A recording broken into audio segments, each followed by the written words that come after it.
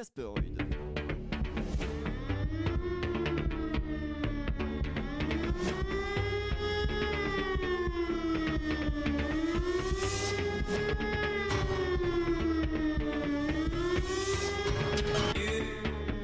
Christophe sur France Maghreb 2.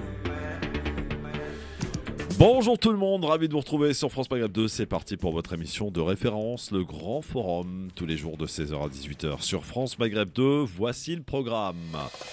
Tout à l'heure en fin d'émission, le zapping bien sûr, avec quelques extraits de ce qu'il ne fallait pas rater ou pas d'ailleurs à la télévision. Le quiz en fin d'émission, vous le savez. La belle histoire aussi pour nous faire la chronique de fin d'émission tout à l'heure. Et notre invité Ali Diawara qui est candidat dans la 4e circonscription de Seine-Saint-Denis. Ils sont beaucoup d'ailleurs dans cette circonscription, ils sont environ une douzaine. Donc Ali Diawara qui sera avec nous tout à l'heure sur France Maghreb 2. Nous allons parler de Mbappé, Kylian Mbappé qui a re-signé jusqu'en 2025. Est-ce qu'il a signé pour l'argent ou pas ? On se posera la question, on en débattra en tout cas. Qu'en pensez-vous de la re-signature de Kylian Mbappé ? Et puis, pour commencer notre débat, notre premier débat, ce ministre est déjà un camouflet pour le gouvernement Damien Abad. Est-ce que finalement c'est une accusation plus morale qu'autre chose, puisqu'on rappelle qu'il y a eu 2 non-lieux de saisie dans cette affaire, de prononcés dans cette affaire. Mais pourtant, ça fait les choux gras de la presse. Damien Abad au cœur de la tempête gouvernementale. Avec vos appels au 01 40 33 9000 évidemment. C'est le numéro du bonheur, numéro de la liberté d'expression qui vous emmène et qui est ouvert jusqu'à 18h. Le Grand Forum, Christophe Fraud sur France Maghreb 2. Le Grand Forum. Et ils sont avec nous aujourd'hui, la belle histoire. Bonjour Mam. Oui, bonjour. Comment ça va ? Qu'est-ce qui se passe ? Ça va et toi ? Qu'est-ce que tu règles comme problème ? Non, je règle le problème des casques. Ah bon ? Vous voyez, comme quoi il faut tout s'occuper ici. Il n'y a plus de casque, il n'y a plus rien ? En fait, il faut régler le son, tout ça, etc. Ah mais Nadège est une très très bonne assistante. Ah bah évidemment, c'est la mienne, forcément. Oui, absolument. Monsieur Ali, directeur commercial, comment ça va mon Ali ? Très bien, et toi ? Très bien. Oui, très bien. Est-ce que Pierre-Henri, ici présent, a payé son resto qui te doit ? Non, bientôt là. On va s'organiser. Bonjour mon Pierre-Henri, comment ça va ? Ça va plutôt bien, mais je vois pas à quoi tu fais allusion. Vous aviez fait à Paris, tu l'as perdu, donc tu non, dans le resto, je l'ai pas perdu, pas du tout. Je conteste ça. Tout à fait. Mais chacun sait bien que tu es un peu partisan. Mais ça va en fait, Christophe, ça fait 3 semaines que je ne t'ai pas vu. Comment ça se fait d'ailleurs ? J'avais des choses à faire à l'extérieur de ce pays. Ah bon ? Ah oui. Et moi, on m'a dit que t'allais rentrer au gouvernement. Je ne sais pas qui t'a dit ça, mais tu tu sais, il faut pas écouter toutes les informateurs. rumeurs. Ah bon ? Ouais, non. On t'a rien proposé ? Mais non. Ton téléphone n'a pas sonné ? Mais non, et j'ai pas attendu, puisque... T'as pas fait comme Manuel Valls, t'as pris un abonnement chez tous les opérateurs ? Eh bien, moi, j'étais à l'étranger. Ah oui, voilà. Tu as bien voyagé donc. Voilà, absolument. Ouais. C'était bien ? C'était très très bien. J'étais au Sénégal. Ah oui, sympa. Très beau pays. T'as dit bonjour à Macky Sall ? Oui. Bon, oui, très bien. Oui. Très beau pays, Sénégal. Très beau, oui, très beau pays avec un certain nombre de difficultés. Une biennale des arts qui est organisée en ce moment même à Dakar. Voilà, c'est un rendez-vous annuel des artistes du Sénégal et de l'Afrique de l'Ouest, assez remarquable. Ah, ça me fait plaisir. Ouais. Pierre-Henri au Sénégal, donc tout va bien. Ouais. France Fraternité se porte bien ? Prospère, hélas, d'une certaine manière, puisque nos projets en matière de solidarité ne se démentent pas sur le terrain. C'est près de 400 personnes qui sont accueillies, hébergées, accompagnées chaque jour, plus des tas d'autres projets autour de la lutte contre les discriminations, de la promotion de la diversité. Et donc, France Fraternité va bien. Et merci à tous nos collaborateurs et bénévoles qui, chaque jour, font vivre cette belle organisation. Bon. Et bien voilà que les nouvelles sont prises, donc nous voici repartis dans les débats, toujours plus de débats sur France Maghreb 2, le LGF, le grand forum, à peine... Le quiz. Non, c'est pas maintenant le quiz. Ah ouais, ça fait longtemps qu'il est pas revenu. Ah ben ça change tellement vite ici dans cette maison.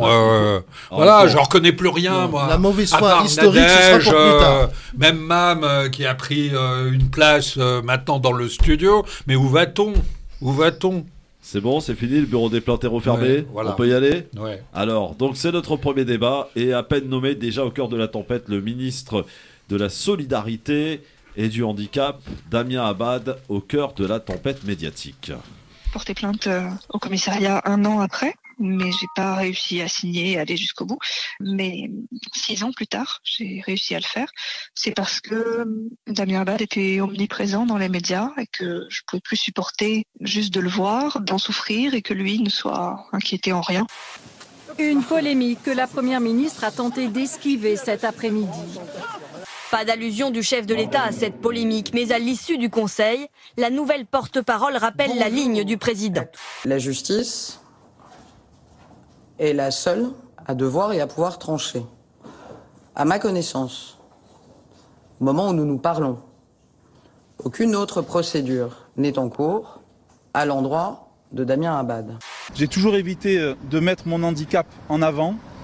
J'ai été contraint malheureusement de le faire aujourd'hui pour me défendre et même de dévoiler mon intimité en détail en expliquant que les faits qui m'étaient imputés étaient matériellement impossibles. Vous allez démissionner. Écoutez, un homme innocent doit-il démissionner? Je ne crois pas. Merci beaucoup. Damien Abad, c'était à l'issue du Conseil des ministres, le premier Conseil des ministres qui avait lieu hier. Alors on va le dire, au cœur de la tempête, oui. Il y a plus une question de morale dans cette histoire, puisque question justice. L'affaire a déjà été portée devant la justice à 2 reprises, et à 2 reprises, ça s'est terminé pour l'une des plaignantes par un non-lieu. Ceci étant, c'est assez embarrassant quand même pour le début de ce gouvernement, Pierre-Henri. Damien Abad, est-ce qu'il faut qu'il démissionne ? Mais je crois qu'il faut reprendre surtout l'ensemble de ces affaires et les emballements qu'il y a autour. Nous sommes entre le principe de précaution et la présomption d'innocence. Absolument. Et si je prends l'affaire Taha Bouaf, et je la mets en face de celle de Damien Abad, ce que je constate surtout, c'est qu'un certain nombre de médias et de forces politiques instrumentalisent les violences faites aux femmes en fonction de leur propre intérêt. On a vu dans l'affaire Taha Bouaf une offensive très forte contre la LFI, le parti de Mélenchon, lui reprochant de ne pas avoir saisi la justice, oubliant simplement que Taha Bouaf a été mis de côté et que les victimes supposées, présumées, ne voulaient pas porter plainte. Dans l'affaire Damien Abad, il y a eu des plaintes. Il y a eu décision de la justice. Si maintenant, alors que la justice a rendu son verdict, il faut démissionner de ses fonctions tout simplement parce que on est la cible d'accusation, c'est quand même extrêmement... C'est pour ça que je parlais de morale en fait. Mais il n'y a pas de morale dans cette affaire. Le problème, il est que la justice a été saisie, qu'elle s'est prononcée, qu'il n'y a pas a priori, d'après ce que je sais, de faits nouveaux et qu'il s'agit simplement d'emballement médiatique. Mais au bout d'un moment, je rappelle la chose suivante, c'est qu'il y a quelques années, la parole des femmes était dévalorisée, pas crue, etc. Aujourd'hui, la parole des femmes doit-elle être sacralisée ?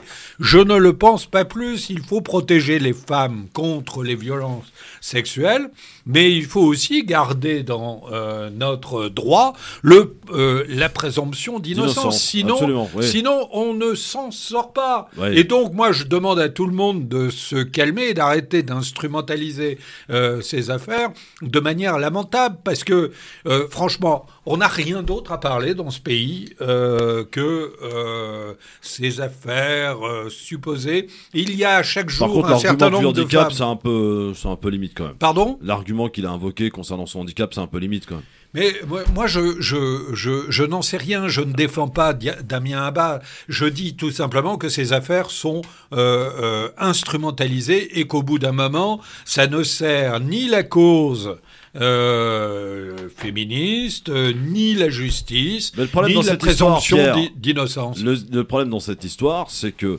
les informations qui sont rapportées par Mediapart étaient connues de la présidence. Et donc avant qu'il soit nommé. Mais quand donc ils ont pris le risque quelque part. Oui, aussi. Mais quand on est pris dans ce type d'affaires, ça ne veut pas dire qu'il est coupable. Attention. Hein. Ben oui, mais sauf que aujourd'hui le système médiatique s'est assis sur la présomption d'innocence.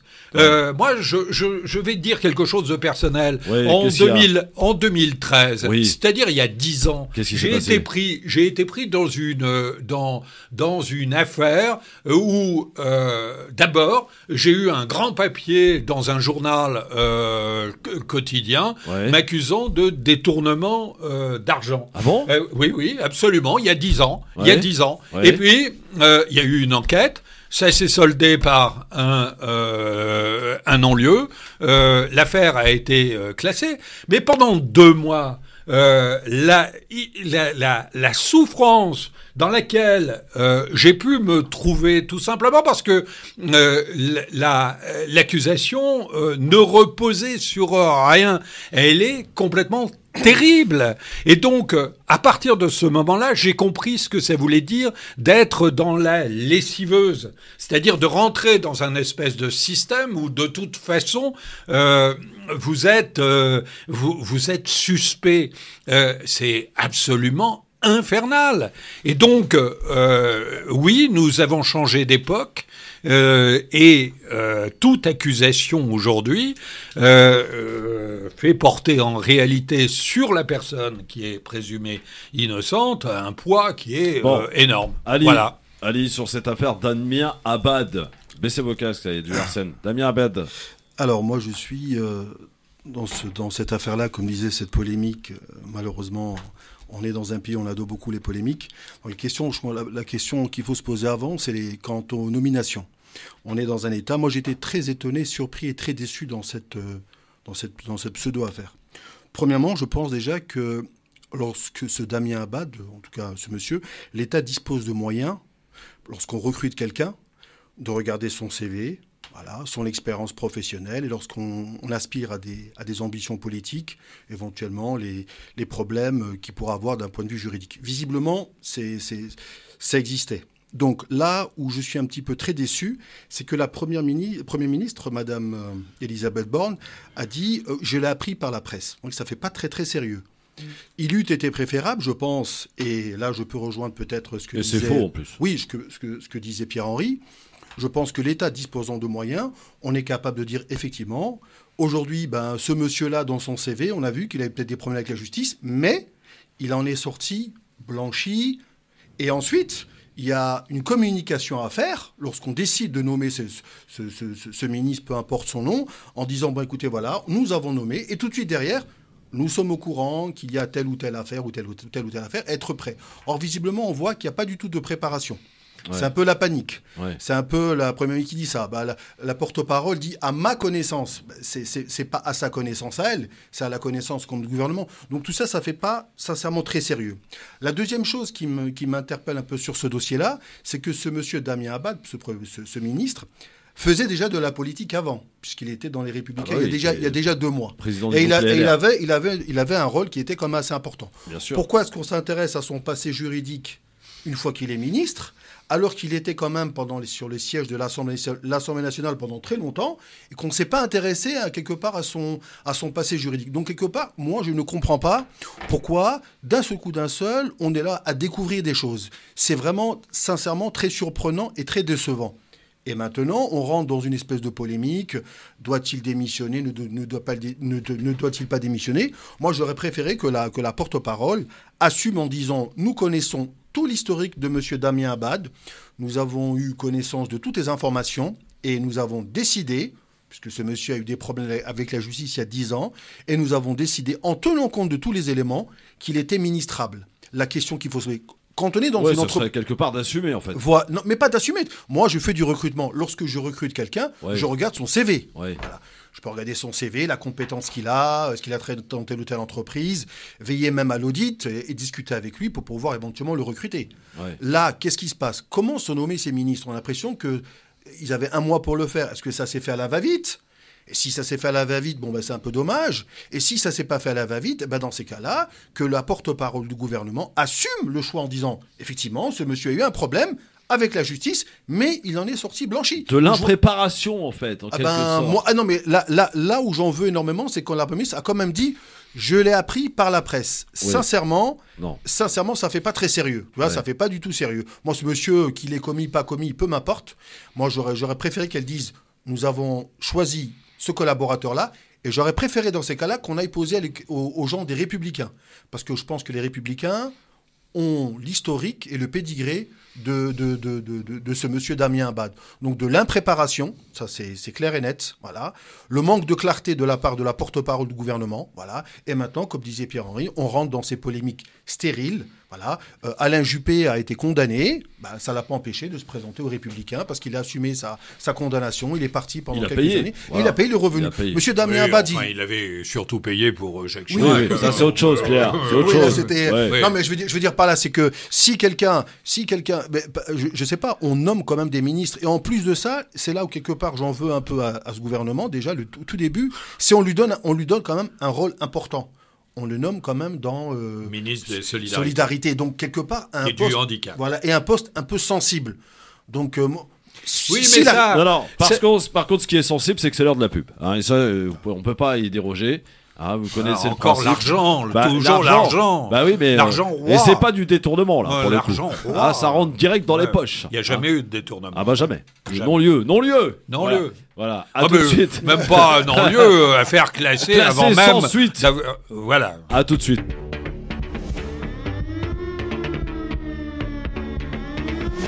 Merci d'être avec nous en direct sur votre radio France Maghreb 2, le LGF, le Grand Forum, votre émission de référence avec Monsieur Pierre-Henri, président de France Fraternité, Ali, notre directeur commercial, et nous parlons de l'affaire Abad. Alors quand on entend par exemple hier, ou plutôt avant de parler de Sandrine Rousseau, Pierre, sur ce qu'a dit Ali il y a quelques instants, est-ce que tu as quelque chose à rajouter éventuellement ? La seule chose, je suis assez en accord avec ce qu'il dit, la seule chose c'est que il faut bien voir quels sont les équilibres recherchés au sein de ce gouvernement. Oui. Il se trouve que, en même temps, si j'ose dire, Damien Abad est une prise de guerre. C'est l'ancien président du groupe LR à l'Assemblée nationale. Oui, tout à fait. Et donc, ça a pesé évidemment dans le choix. Et quand Elisabeth Borne dit « j'ai appris ça par la presse », tu crois mais oui, bon mais oui, j'y crois. Mais oui, seul, hein.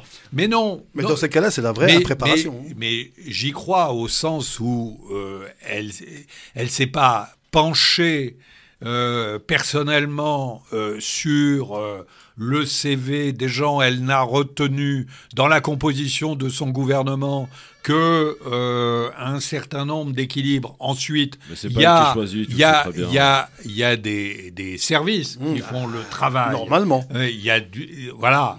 Et donc, ils ont considéré, au vu de ce qu'ils savaient, qu'ils pouvaient prendre le risque. Bien sûr.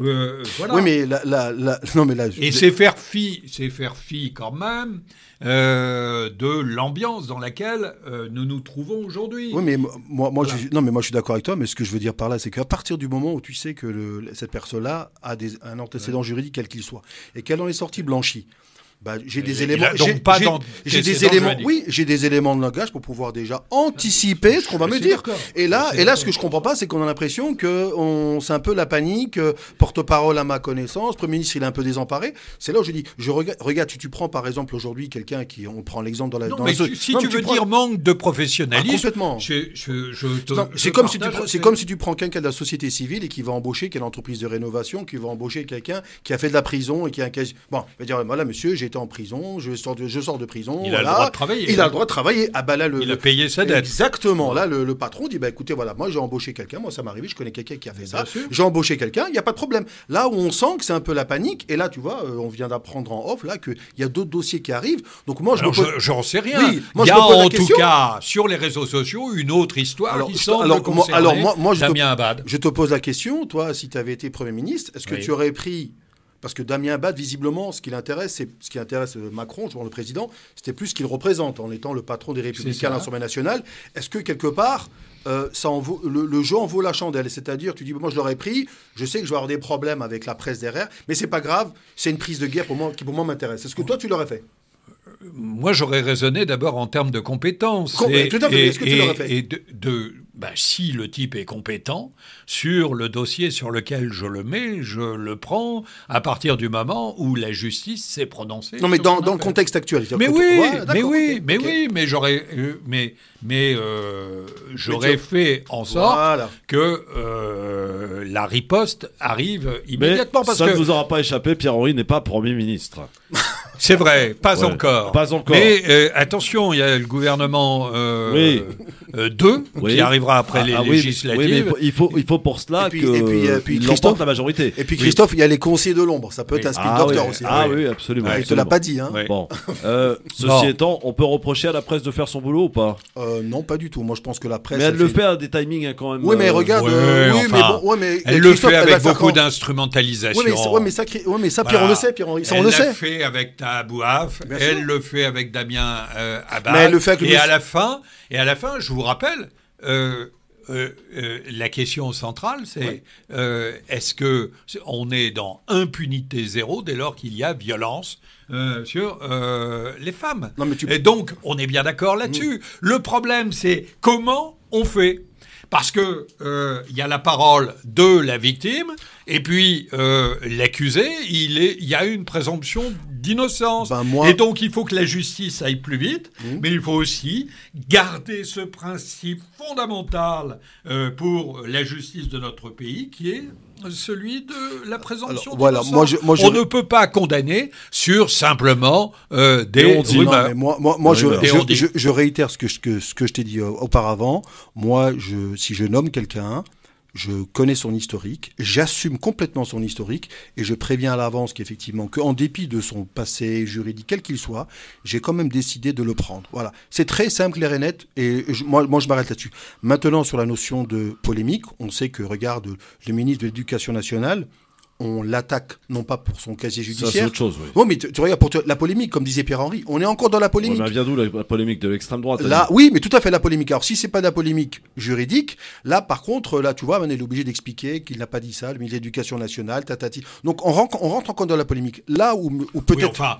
Oui, en ce qui concerne Pape Ndiaye, c'est tout simplement l'expression d'un racisme avéré. Voilà. Que va-t-on reprocher à un chercheur, à un intellectuel qui a travaillé sur la question des minorités, sur la condition des Noirs dans ce pays, et on va lui reprocher le fait qu'en 2016, il a participé pendant 1 heure en tant qu'intervenant à une réunion non mixte. Mais on marche sur la tête. Non, mais Pierre-Henri, tu vas complètement dans mon sens, c'est que là, dans ces cas-là, le président et le Premier ministre assument leur choix. Ça, c'est très bien. Non seulement ils l'assument, mais je pense que pendant une semaine, ou pendant quelques jours en tout cas, on a oublié dans la composition de ce gouvernement qu'en réalité, les ministres régaliens n'avaient pas changé. C'est exactement, c'est ce que j'allais dire. Et donc, on n'a parlé que de voilà, exactement. Quelle harmonie sur ce plateau. Oui, absolument. Je ne sais pas si ça va durer longtemps, mais bon, pour l'instant, ça va. 01 40 33 ça t'ennuie, Christophe. Est-ce qu'il faut, comme l'a demandé Sandrine Rousseau, la féministe en chef hier sur RTL, pour le principe de moralité, qu'il démissionne? Alors moi, ma réponse, elle est claire et nette, c'est, je pense, non. Sandrine Rousseau, je pense que cette dame-là a besoin d'exister. Elle existe au travers de la polémique. Il faut aller voir son... Et je pense que elle... Pardon, Ali. Ouais. Je ne sais pas si tu as déjà vu comment son compte parodique Sardine Rousseau sur non, ça c'est pas bien ça. Non, Pierre, arrête, c'est pas bien ça. C'est pas bien, c'est pas bien. Non, c'est pas bien. Bon, allez, c'est pas bien. Non, mais là, c'est vrai qu'il y a Sandrine Rousseau. Déjà, au sein même de son parti, je ne sais pas si elle faisait l'unanimité. Non. Mais là, effectivement, pas vraiment, non. En fait, elle existe qu'au travers de la polémique. Oui. Et je répète et je réitère, ce monsieur-là, s'il a été choisi, je pense et j'espère sincèrement que les services de ce pays ont bien vérifié. Il y a un ministre qui est mis en examen, Pierre-Henri, qui s'appelle le garde des Sceaux, tu vois, il est resté, continuité. Oui. Il est comme resté. Oui, le président assume son choix en disant, il a beau être mis en examen, j'assume de laisser le ministre de la Justice en place. Alors, pour la règle incroyable. Pour la règle des ministres qui se présentent, ils sont 15 à se présenter à l'élection législative. Je trouve ça d'ailleurs un peu particulier, moi, qu'un ministre puisse se présenter à une élection législative. Mais bon, ça m'appartient. La règle est claire et je la trouve bonne. C'est-à-dire que tout ministre qui perd l'élection législative doit démissionner, y compris d'ailleurs, parce qu'elle se présente, Elisabeth Borne. Donc à peine nommée, elle a déjà une épée Damoclès là. Une petite pression sur la tête. Oui, voilà. Et je trouve que cette règle, elle est démocratique. Voilà. Après, est-ce qu'elle a toujours été respectée ? Je n'ai pas la mémoire exacte de cela, mais il me semble que oui. Est-ce qu'elle a été respectée ? Il me semble que non, mais je sais plus. Bon, on va voir notre invité qui est déjà là, qui regarde. Scrute, mon Ali. Scrute. Il me semble qu'il y a eu quand même quelques déboires. Après, quelque part, le fait d'être ministre et de se présenter dans une certaine circonscription... sachant qu'en France, la politique est un métier, on essaie un peu de se présenter partout. Regarde Marine Le Pen. Mais quand même, quand tu es un ministre, c'est un boulot à plein temps. Oui, mais c'est un boulot. Non, mais ça, dans une circonscription, sachant que tu feras pas le boulot. Donc, si, mais raison plus. Tu es candidat pour 3 semaines. Ouais, mais en général, déjà, c'est une circonscription d'assuré dans la mesure où quand tu sais qu'Elisabeth Borne va arriver dans une certaine circonscription, quelque part, l'ensemble des citoyens vont dire, c'est notre intérêt d'avoir un député qui soit Premier ministre. Mais dites-moi, quelque part, il y a un phénomène. Question à vous poser là. Normalement, la première ministre qui est nommée doit faire un discours de politique générale. On l'attend ou il viendra pas ? Là, il faut demander à Pierre-Henri. À partir du moment où l'Assemblée nationale est formée. D'accord. Donc, c'est vraiment par intérim en fait. Elle gouverne le pays. Est-ce qu'elle restera après les législatives, même si Renaissance gagne ? Si elle gagne, et si la majorité, comme les sondages semblent l'indiquer, et du côté... vous n'allez pas recommencer avec les sondages. Vous avez passé 6 mois à nous expliquer que les sondages montaient, mais sauf que les sondages se sont avérés exacts et que Emmanuel Macron a été élu avec 58% des voix. Merci. Vous n'allez pas recommencer quand même. Alors il y a des sondages qui donnent la nupe sur tête, mais bon, tu les as pas vus ceux-là. Alors non, je les ai pas vus parce qu'ils n'existent pas.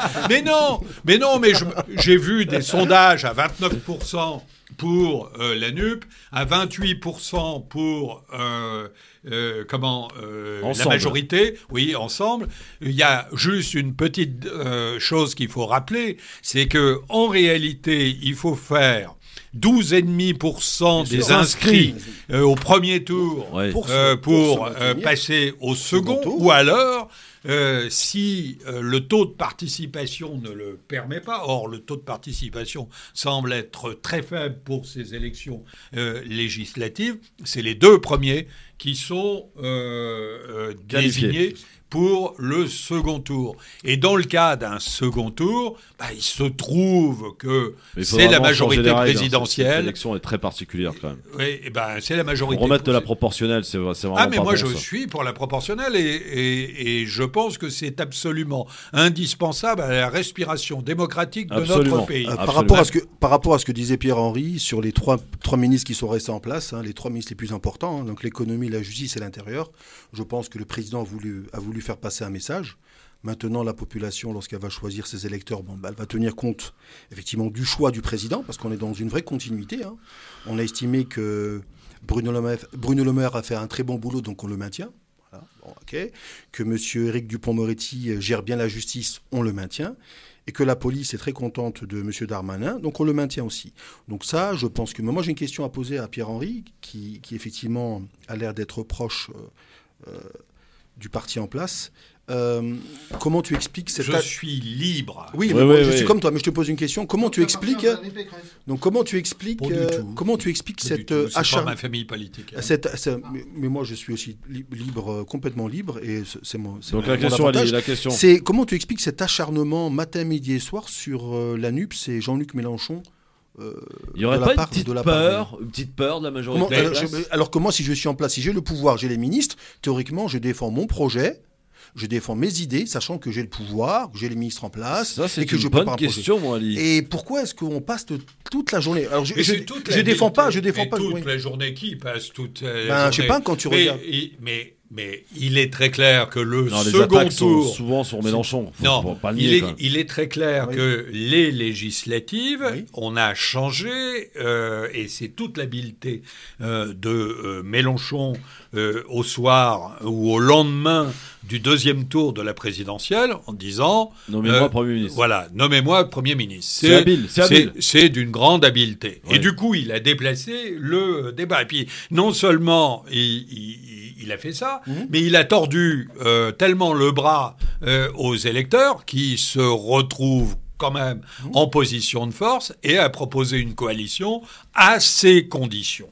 Il se trouve que la coalition se forme sur un programme qui est inapplicable, mais peu importe. Et donc, du coup, le débat devient majorité présidentielle contre NUP. C'est tout à fait logique. Donc, il y a eu un débat qui nous a pris la tête pendant 6 mois avec l'extrême droite, avec tous les dégâts que ça a fait dans les têtes. Après tout, qu'il y ait un débat avec la NUP, c'est intéressant. Stop.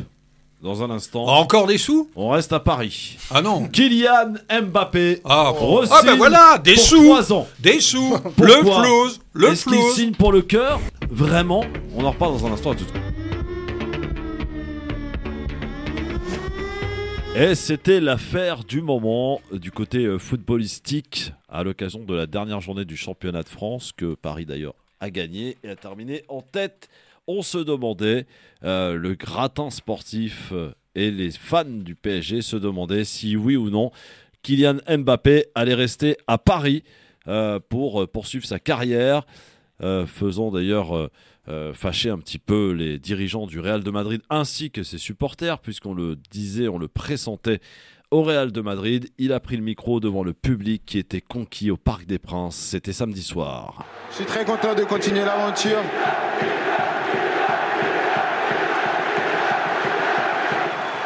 De rester ici en France, à Paris, dans ma ville. J'ai toujours dit que Paris c'était ma maison. Il a toujours dit que Paris était sa maison, sauf qu'il y a à peine un an, il disait le Qatar, son coffre-fort. Au Real de Madrid. Alors, il nous dit que voilà, parce qu'il aime Paris, il veut grandir à Paris, il veut poursuivre sa carrière. Oui, mais quoi? Eh bien, l'argent peut-être. Avec, dit-on, une prime de 300 millions d'euros à la signature du contrat et avec des revenus qui seraient autour des 100 millions par an. Kylian Mbappé a-t-il cédé à la pression de l'argent? Ali. Alors déjà, la caractéristique avec le Qatar, il n'y a qu'avec le Qatar que l'on voit ça. C'est-à-dire, moi je suis le football depuis quelques longues années. Les transferts n'ont jamais fait l'objet de films comme avec le Qatar. On l'a eu avec Neymar, on l'a eu avec l'arrivée de Messi, et là avec la fameuse prolongation de M. Mbappé.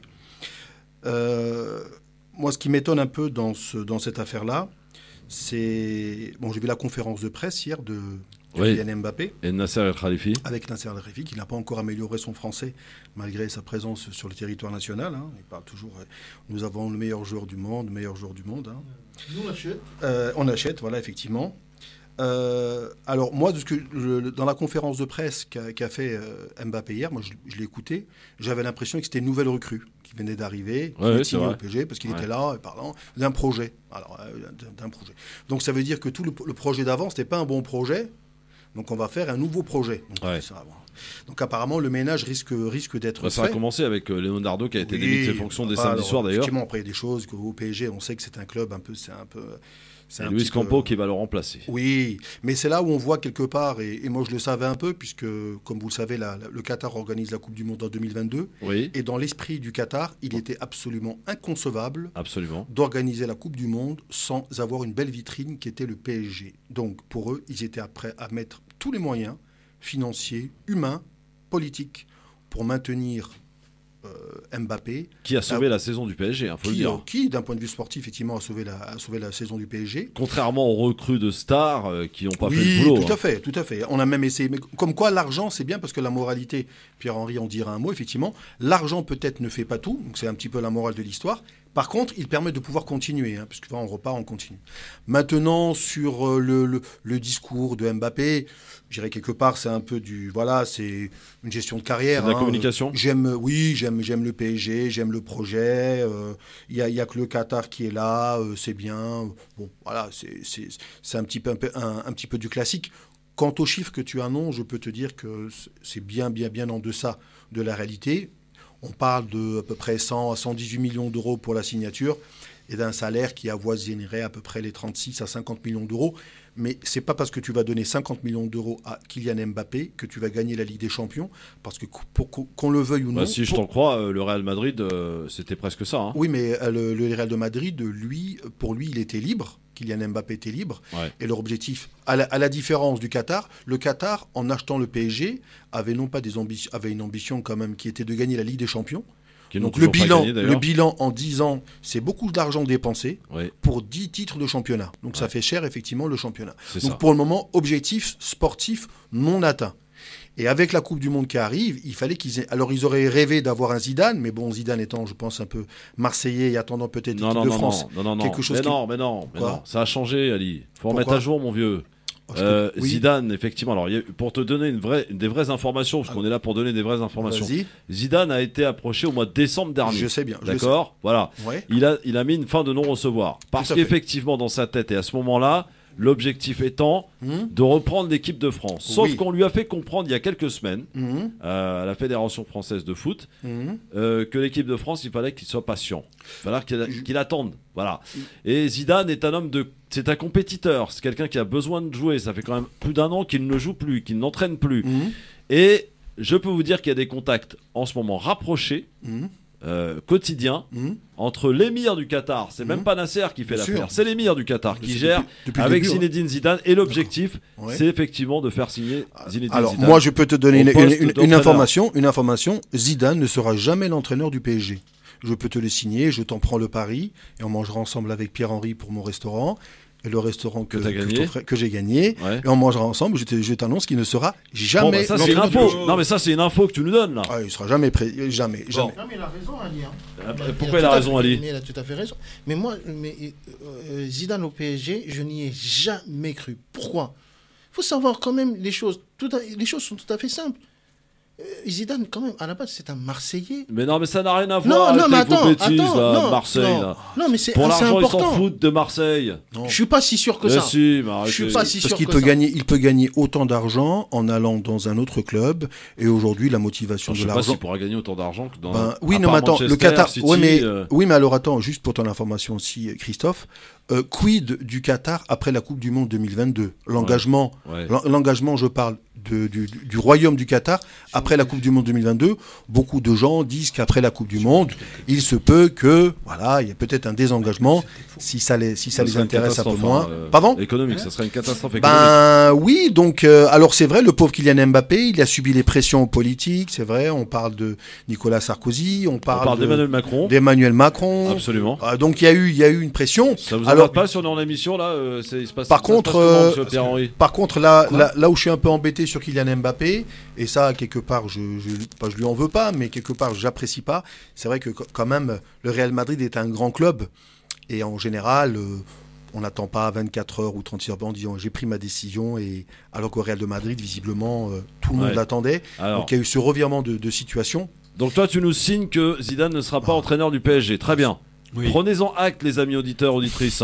Moi, et moi, je peux donner mon avis? Oui, tu peux donner ton avis, mais juste après la pub. Par contre, mon cher Pierre-Henri, je tenais vraiment à te féliciter, parce que je sais que tu es un fin supporter de l'OM, et de revoir l'Olympique de Marseille en Ligue des Champions. Franchement, chapeau les gars. Et vous l'avez fait. Vous avez peut-être pour moi le meilleur entraîneur de Ligue 1, c'est lui. Oh là. Ah ouais. Le Fada. Ah ouais. Parce qu'on l'a tellement critiqué.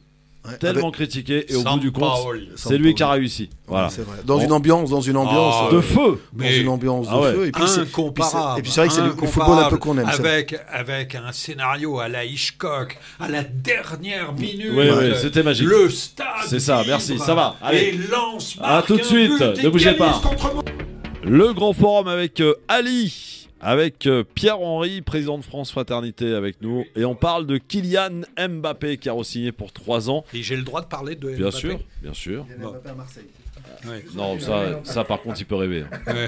Ça pour le coup on peut le dire, non c'est mort. Oui. Vous n'avez pas les moyens. Et donc, ça, c'est clair. Bon, alors, Kylian Mbappé, Pierre-Henri. Oui. D'abord, moi, j'ai remarqué que ce garçon de 23 ans avait non seulement des jambes, mais avait également un cerveau. Et était un véritable businessman. Parce qu'en réalité, il maîtrise totalement son image. Il vient nous expliquer dans la conférence de presse que ils ont parlé projet sportif pendant des jours et simplement quelques minutes de la question du salaire. S'il faut quelques minutes pour avoir une prime, pour avoir une prime de 100 millions à la signature et un salaire de 50 millions annuels, moi je veux bien parler de projet sportif pendant des jours et des jours, ou projet radiophonique à France Maghreb 2. Il n'y a pas de problème. Jamais t'auras autant de millions ici. Donc, ce que je veux dire, c'est que Mbappé sort du lot parce que c'est pas simplement un joueur professionnel, c'est aussi un garçon qui avisé, qui a le sens des affaires. Et qui a le sens des affaires, oui, un garçon talentueux. Après, moi, le projet sportif autour du Paris Saint-Germain, du Qatar, je ne le vois pas. Voilà. Et je trouve quand même qu'il y a beaucoup d'indécence dans cette affaire. Franchement, 100 millions à la signature, un salaire de 30 à 50 millions, etc. Bon, alors je sais bien que le football fait rêver. Moi, je suis passionné de football. Mais là, on atteint un stade qui n'a plus aucun sens. Quand on regarde le Paris Saint-Germain, la composition, enfin, Neymar, 4,5 millions par mois. Brut seulement. Brut, oui. Seulement. Ouais, tu as raison de préciser, Ali.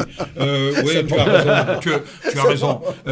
Neymar, Messi, même chose, Mbappé. Mais c'est de la folie furieuse. Et alors, ce qui me surprend toujours, moi, c'est les fans qui se précipitent, qui vont payer leur place à des prix exorbitants, parce que quand même, et c'est pas simplement pour le Paris Saint-Germain, mais c'est un sport populaire. Oui, pardon, j'étais dans une tribune à Reims il n'y a pas très longtemps pour voir Reims-OM. Le prix de la place à peu près correct à Reims, 70 €. Mais on est dans la folie totale. On est dans la folie totale. Les maillots. Les jeunes qui se précipitent sur 140, les maillots 140, à 120, 150 € le maillot floqué. 150 €. Mais attendez, il y a quelque chose qui ne va pas. Voilà, excusez-moi, vous êtes des grincheux, franchement. Vous êtes des grincheux. Non, Christophe, non, je pense il y a le sens, le sens des choses. Non, le sens des choses. Non, mais est-ce que c'est une bonne chose pour le Paris Saint-Germain d'avoir retenu Mbappé? Oui, alors ça, d'un point de vue sportif. Oui, d'un point de vue sportif. J'en sais rien. Non, d'un point de vue sportif, c'est pas un mec. Bah ouais, mais c'est un mec qui a sauvé la saison là. Non, mais d'un point de vue sportif, je pense que pour le club et pour lui, c'est effectivement très très bien. Donc là-dessus, il n'y a pas de débat. Après, effectivement, Pierre-Henri a été peut-être aussi à ton époque, à toi, le football était beaucoup plus, on était passionnés. Qu'est-ce qu'elle a à mon époque, à moi? Ah, mais il était très bien à l'époque, le football, c'était mieux qu'aujourd'hui. Moi, je partage. Moi de vieux quand? Ah non, c'est pas dans ce sens-là, pas du tout. Ah bon? Vraiment, non, pas du tout. Je suis rassuré. Ah non, pas du tout. Bon, et non, mais ce que je veux dire par rapport à ce que disait Pierre-Henri, effectivement. Mais la plus belle équipe, c'est celle de l'OM. Oui, d'accord, ok. L'excès d'argent, je pense pas parce que Mbappé je veux bien le Red Star aussi. que 50 millions d'euros. Ça t'emmerde quand il parle ou c'est quoi le truc? Non, je disais que c'est pas parce que Mbappé, on va lui donner 50 millions d'euros qu'il va pouvoir être un peu plus précis et performant. Ouais. Là, effectivement, comme disait Henry, les chiffres, c'est vraiment du n'importe quoi. Des 100 millions, des 50 millions d'euros, c'est vrai que... Et c'est là où on voit, à partir du moment où le club, il est pris en charge par un pays qui n'a pas du tout les mêmes ambitions. Ali, pardon, mais... Oui. On a parlé avant de l'OM. On a parlé... Ah, pas du tout. Pas du tout. Parce non, on est passionné de football. Vous avez un pays qui s'appelle le Qatar, qui rachète une équipe qui s'appelle le Paris Saint-Germain. Ouais. D'accord. Et ils ont cru, ça à s'appelle tort, du soft power. Ils ont cru à tort que tout s'achetait avec l'argent. Or, regarde... on n'achète pas la Ligue des Champions, même en ayant les meilleurs joueurs. Enfin, je suis tenté que ce soit les meilleurs, parce que pour moi, c'est plutôt une maison de retraite qu'autre chose. Ouais. Je veux dire... Et ils ont peut-être compris maintenant, c'est pour ça qu'on parle d'un nouveau projet oui. autour de Kylian Mbappé, qu'il fallait peut-être faire appel à des joueurs moins stars, mais qui jouent plus collectif. Alors, on voyait un Léo Messi samedi soir qui était petit, très petit, pas que au niveau de la taille. Mais là c'est le passionné qui parle. Mais bah regarde, oui, Christophe, regarde. Est-ce que tu as vu la demi-finale? Il y avait une équipe qui s'appelait le Villarreal. Est-ce que tu sais ce qu'a fait le président de Villarreal? Villarreal est une ville de 50 000 habitants. Le président de Villarreal, pour envoyer ses spectateurs, il a financé à hauteur de 50% le transport et le billet pour que les gens aillent supporter leur équipe. Ouais. Et t'imagines une petite ville de 50 000 habitants qui était en demi-finale de Ligue des Champions à Liverpool. Mais ça, c'est magnifique. Je rejoins ce que dit Pierre-Henry. Là, on est dans la passion. Ben là, malheureusement, le PSG, qu'on le veuille ou non, tu as raison, Mbappé, des grands joueurs, mais tu regardes l'ambiance de l'OM, l'ambiance de l'OM samedi, c'est vrai que... Ah ben là, ça n'a rien à voir. Ça, je suis tu vois, là, quelque part, les gens torse nu dans le stade à crier, c'est une ambiance de folie. T'as vu même si sur le papier, c'était pas là. C'était quand même quelque chose d'impressionnant. Et au PSG, je sais pas si un jour, malheureusement, tu le sais bien que je connais. Mais c'est une ville qui vit avec le football, Marseille. C'est aussi. Alors j'aimerais qu'on écoute Farid, si vous permettez. Alors Farid, bonjour. Bonjour Farid. Oui, bonjour, c'est Karim de Tremblay. Salut, Karim. Bonjour Karim de Tremblay. Karim. Alors Mbappé à Paris. Bonjour à tous. Mbappé à Paris, mon Karim. J'ai pris un coup de massue, j'avoue. Pour une fois, je suis d'accord avec Pierre-Henry. Ah, pour une fois. Je plaisante, mais bon, c'est vrai que voilà. Franchement, j'ai pris un coup de massue. Je comprends vraiment pas son choix. Enfin, en y réfléchissant bien, je pense qu'il a eu des coups de pression. Parce que je le voyais complètement signer à Madrid. Et je pense que même lui voulait signer à Madrid parce que c'était le moment ou jamais. Et là, avec cette signature-là, je pense qu'il va passer déjà pour un mercenaire. Je pense pas que ça soit sa mentalité à la base. Mais là, je pense qu'il a pris des coups de pression de très haut. Je pense que ça l'a dépassé. À 23 ans, même si je pense que c'est un garçon intelligent, hein. Il l'a montré déjà, il l'a démontré plusieurs fois. Mais là, c'était trop pour lui. Et à 23 ans, il a fait un très mauvais choix en re-signant. Alors, je suis assez d'accord avec toi, Karim. C'est un très mauvais choix parce que... sportivement, oui, c'est un mauvais choix. Ouais. Allô, excuse-moi, oui, je t'ai pas entendu. Non, je te disais, je suis assez d'accord avec toi et que d'un point de vue sportif, à 23 ans, je pense que c'était le moment de partir dans l'une des meilleures équipes au monde, le Real de Madrid. On est d'accord. Pour gagner la Ligue des Champions. Ouais, pour gagner la Ligue des Champions, parce que pour tout joueur, c'est quand même des trophées.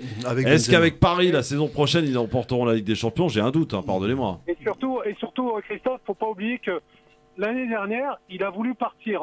Rappelle-toi. Absolument, oui, tout à fait. Vous me libérez, je pars. Oui. C'est à peu près ça qu'il avait dit. Oui. Et là, ça aurait été un accident industriel d'ailleurs. Là, je comprends pas la logique. Alors, le projet sportif, je veux bien. Mais ça fait quand même déjà plus de... Non, mais je crois que tu as tout dit, Karim, tu as tout dit. C'est de la pression politique.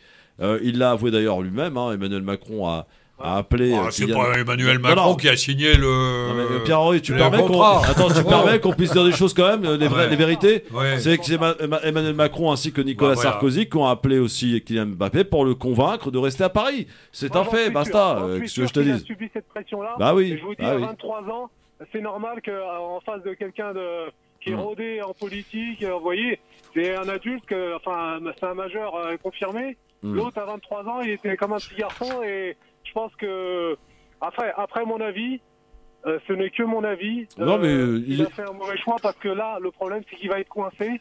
Non seulement il va être coincé, mais en plus, la plupart des gros clubs ne voudront plus de lui. À cause de ça. Alors attends, bouge pas Karim, qu'est-ce qui se passe? C'est quoi les masses basses là? Non, là je pense pas. Pourquoi tu... Alors c'est vrai qu'au niveau de l'Espagne, il risque effectivement d'avoir une mauvaise image. Je sais que les Espagnols sont méditerranéens et rancuniers, pas de problème. Ouais. dans 2 ans, 3 ans, tu sais, le football, je pense, évolue très vite. Les enjeux ne sont plus les mêmes, d'accord.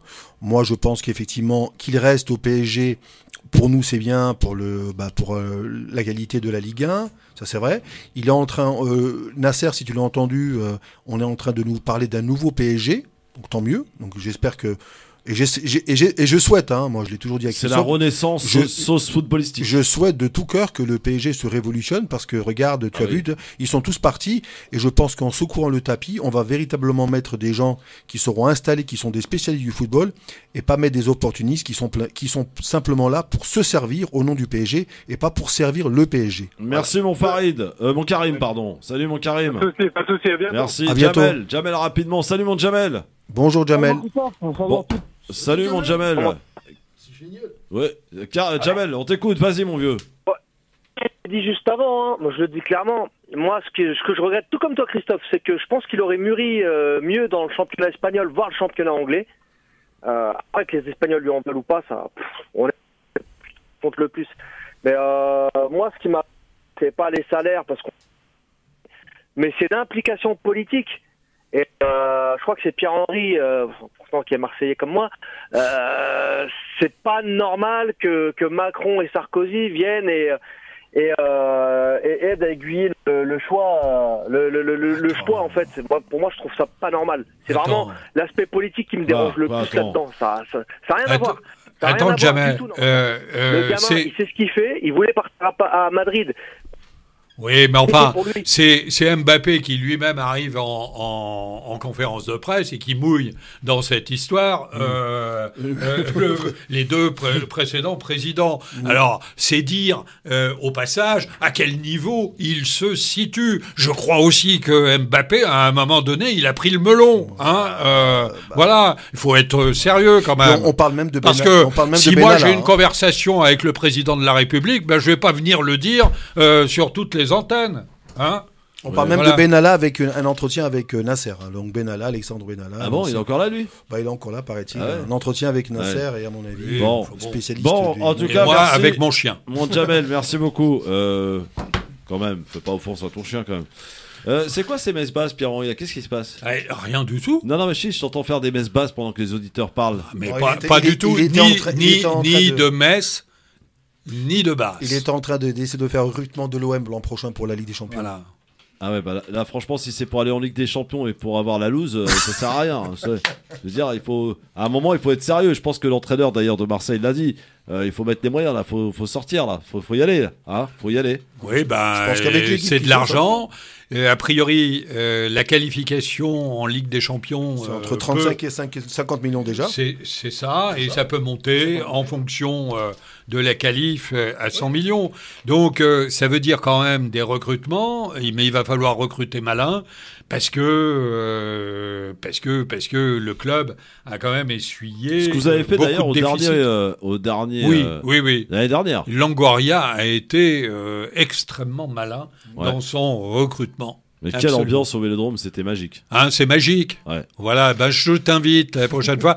Et puis, à une seule condition, c'est que tu te promènes dans la rue avec droit au but. Allez, mon cher Christophe. C'est impossible. Bon, alors, on va reprendre notre sérieux, messieurs, dames, puisque je vous propose d'accueillir notre invité. Vous savez que depuis hier, nous avons démarré notre campagne législative et nous allons recevoir les différents candidats qui vont venir se présenter à vous. On va voyager de circonscription en circonscription. Hier, nous étions à Paris. Aujourd'hui, nous sommes dans le 93. Demain, nous serons en 95.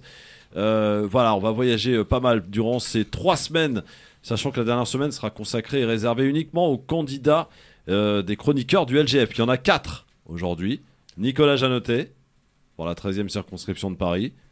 Assia Meda, pour la 5e. Kaouter Ben Mohamed pour Marseille, la 4e circonscription. Et Sabrina Sebaï à Nanterre. Voilà, ça ce sera le programme de la dernière semaine. C'est normal qu'on garde le meilleur pour la fin, entre guillemets. C'est les chroniqueurs du LGF. Aujourd'hui, avec nous, il est candidat, lui, dans la 4e circonscription de Seine-Saint-Denis. Et il y a embouteillage dans cette circonscription.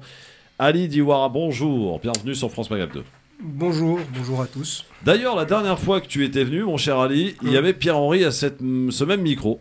Exactement. Tu étais venu dans le cadre d'une élection départementale. C'est ça. Où notre ami Pierre t'avait prédit de ne pas accéder au second tour.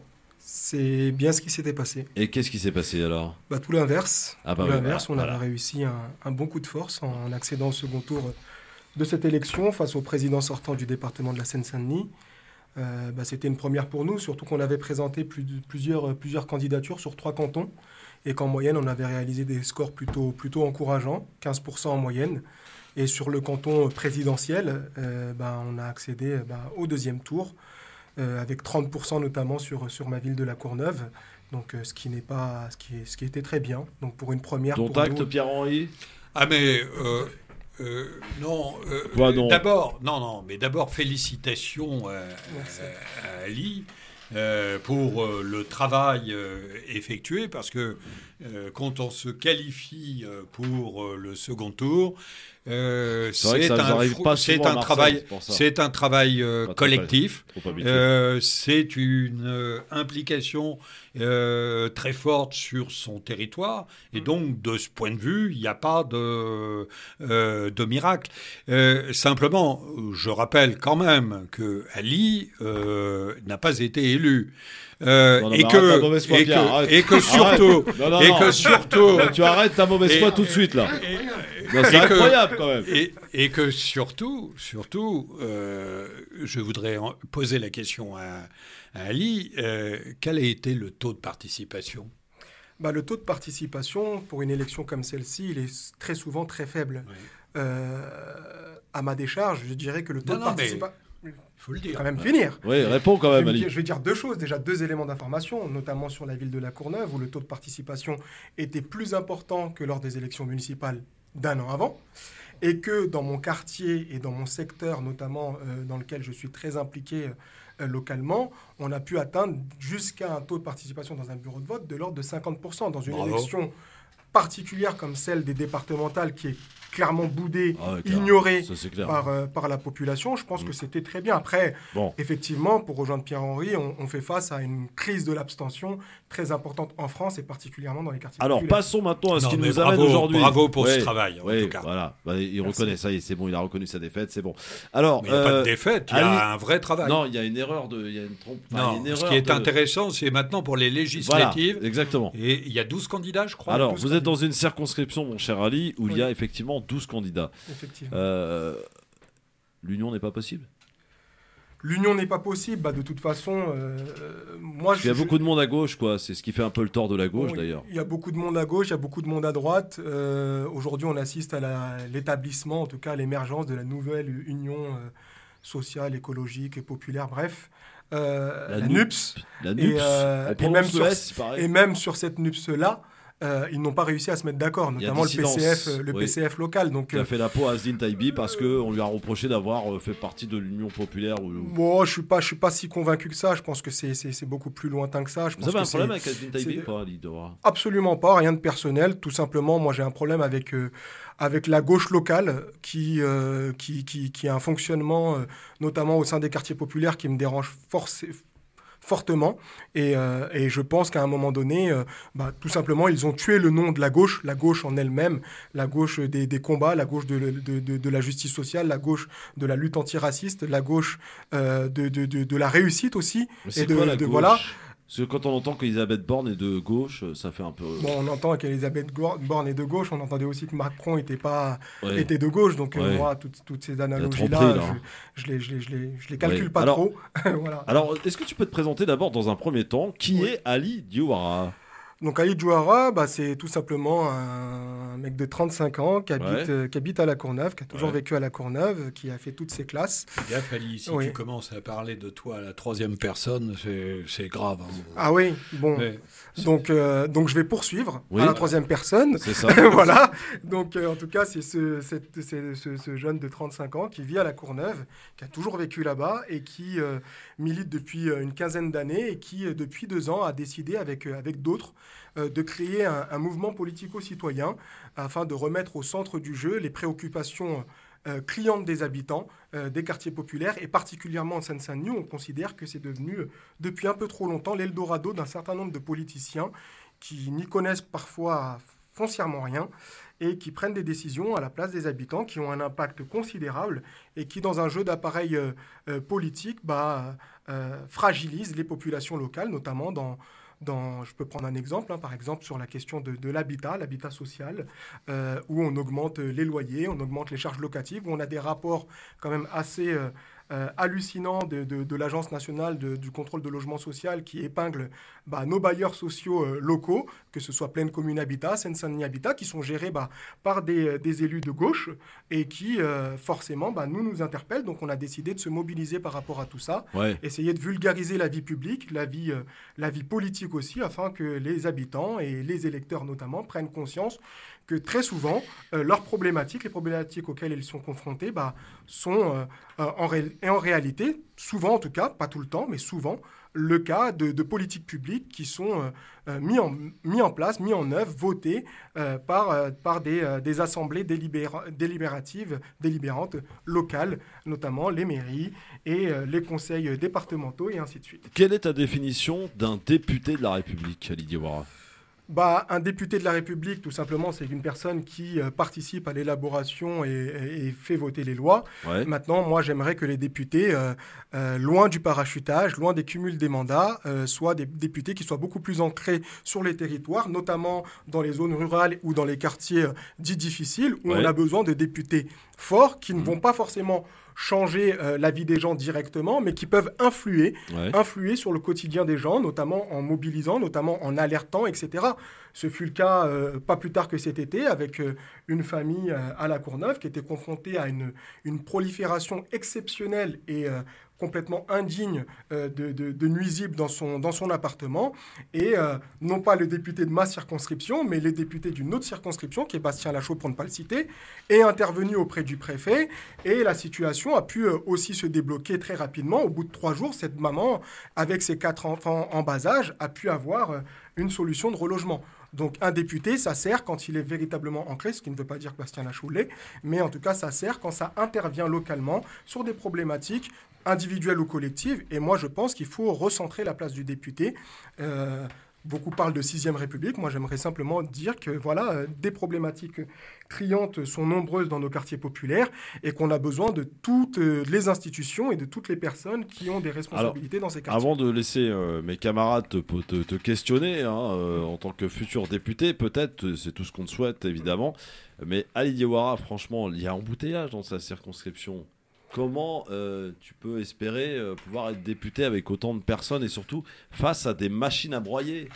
Je pense que l'expérience qu'on a eue l'été dernier avec 5 ou 6 listes nous laissait, et Pierre-Henri avait raison aussi, j'ai envie de dire aussi, de le présager ainsi, parce que finalement on avait aucune chance, en tout cas sur la ligne de départ, de pouvoir réussir cette campagne, mais on a joué avec nos forces, on a joué avec la mobilisation citoyenne. Moi je pense que quand on va voir les habitants et qu'on leur parle directement des concrets, qu'on vit avec eux au quotidien et que ça ils le voient, à un moment donné, j'ai envie de dire, il y a beaucoup d'affect et il y a beaucoup de choses qui font que ces habitants-là se disent j'ai donné mon pouvoir de vote à telle personne pendant 10, 15, 20 ans. Ma vie n'a pas forcément fondamentalement changé. Je pense que aujourd'hui, les enfants de la République issus des quartiers populaires, loin de l'assimilation qu'évoquait aujourd'hui Jean-Marc Bardella pour Kylian Mbappé, ont vocation aussi à prendre pleinement leur place.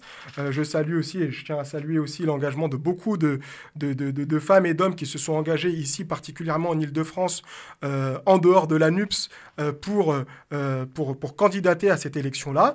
Je pense à Sana Saïtouli, je pense à Bakary Soukouna, bien évidemment, je pense à Mariam Cissé, je pense à Madjoula Idara, énormément de personnes qui se sont investies, qui se sont engagées, et toutes ces personnes-là, aujourd'hui, elles ont envie d'offrir un nouveau visage à la France, et le visage qui répond et qui porte le mieux la voix des quartiers populaires ne peut être que celui qui y vit. Aujourd'hui, quand on voit que les députés de la Seine-Saint-Denis, plus de 50% n'y vivent pas, n'habitent même pas dans leur propre circonscription, pour certains, ils ne vont même pas voter dans la circonscription dans laquelle ils sont candidats.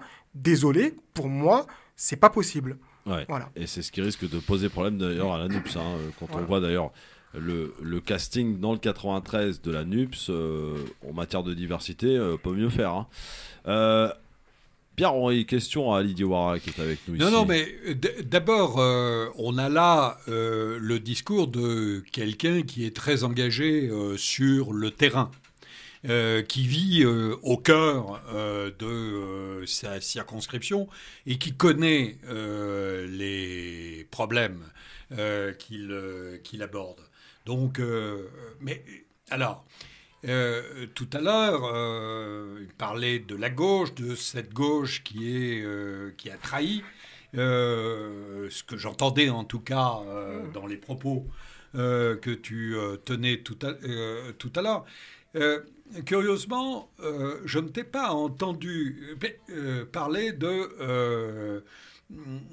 des questions de discrimination, de ce plafond de verre qui semble faire que les personnes issues des quartiers populaires et qui représentent comme toi véritablement... C'est bien, Pierre-Henri commence à poser sa question à 16h, on termine à 18h là. Hein. Oui, non, je veux simplement entendre Ali sur la question de la discrimination. Voilà. Et de la diversité de cette France, de la diversité. Comment il la conçoit ? Déjà, oui, je parlais de la gauche, et oui, effectivement, la gauche, je le dis et je le redis, je persiste, je signe, la gauche a trahi. Pas uniquement dans les quartiers populaires, mais également dans les zones rurales, et la France dans son ensemble par rapport au projet et à la promesse qu'elle offrait au pays. Et ça date pas que d'aujourd'hui. Mais localement, c'est aussi la même chose. Elle a trahi sur la promesse sociale ? Sur la promesse sociale, sur la promesse de solidarité, sur la promesse économique aussi, parce qu'à un moment donné, on oppose souvent l'économie et la gauche, alors que moi, je ne vois pas forcément d'antinomie. Elle a trahi aussi sur la promesse de la création d'emplois, des créateurs, des entrepreneurs aujourd'hui. Aujourd'hui, voilà, moi je pense qu'on est... Qu'est-ce qu'a fait la droite pendant ce temps-là ? J'y viens, donc moi je dois le dire. Ça. Tu viendras juste après la pub, hein, okay. Si tu le veux bien, mon Ali, pour savoir qu'est-ce que fait la droite pendant ce temps-là. Voilà une question pertinente posée par Pierre-Henri, à laquelle il faudra répondre. Ali aussi a des questions à te poser, mon Ali Diawara qui est avec nous. Il est candidat sans étiquette, hein, sans étiquette, de la 4e circonscription de Seine-Saint-Denis, qui regroupe Stein, La Courneuve, Le Blanc-Ménil, et j'en oubliais une. Quelle autre ? Stein, La Courneuve, Blanc-Ménil, Duny. Duny, voilà, j'avais oublié Duny. Voilà. On se retrouve juste après ceci avec notre invité sur France Maghreb 2. À suivre aussi le zapping et le quiz. Le LGF au cœur de l'élection législative, c'est dans 3 semaines. Hein. Ça va être une campagne assez courte pour le coup.